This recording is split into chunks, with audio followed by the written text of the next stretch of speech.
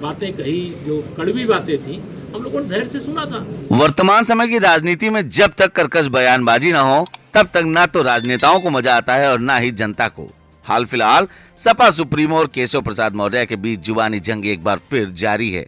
अखिलेश यादव भी कुछ कम नहीं है, वह लगातार यूपी के दोनों उप मुख्यमंत्रियों को अपने निशाने पर लिए रहते हैं, फिर चाहे वह ब्रजेश पाठक हो या केशव प्रसाद मौर्य। लेकिन जब भी केशव प्रसाद मौर्य की बात आती है तो अखिलेश यादव के बयान कुछ ज्यादा ही तीखे और तल्ख हो जाते हैं।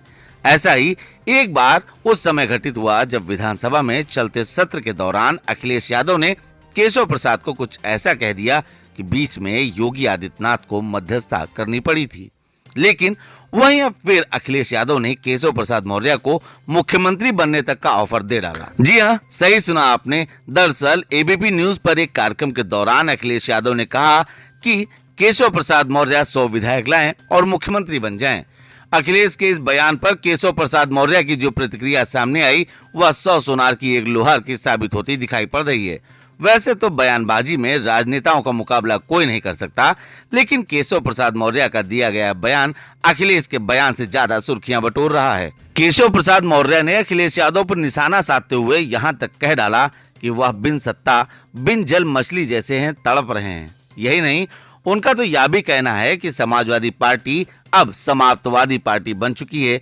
लेकिन इन सब के बीच में कहीं ना कहीं केशव प्रसाद का एक दर्द भी छलक पड़ा। यह दर्द है विधानसभा के उस सत्र का जब अखिलेश यादव और केशव प्रसाद मौर्य की सोशल मीडिया एवं टीवी चैनलों के मध्य चलने वाली जुबानी जंग आमने सामने की तकरार बन गई थी।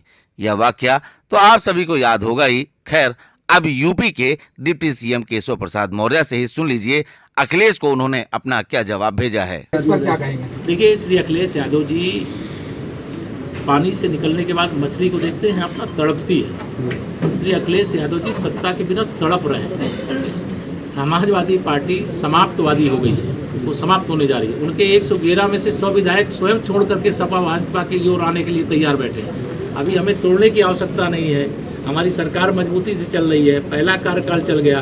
वो केशव प्रसाद के समर्थक नहीं है, वो भाजपा के विरोधी हैं, वो पिछड़ों के विरोधी हैं। वो इस प्रकार की बातें करके आपसे सवाल करवा करके मीडिया में चर्चा जरूर पा सकते हैं। लेकिन उनकी भावना कैसी है, जब विधानसभा का सत्र चल रहा था और विधानसभा के सत्र के दौरान जब उन्होंने तमाम सारी ऐसी बातें कही, जो कड़वी बातें थी, हम लोगों ने धैर्य से सुना था।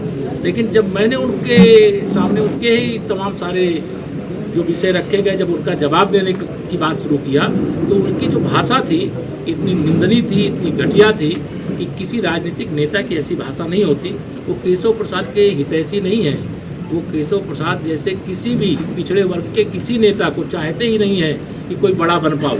वह केवल फूट डालो और राज करो। अब उनकी ये मंशा 25 साल कम से कम नहीं पूरी हुई।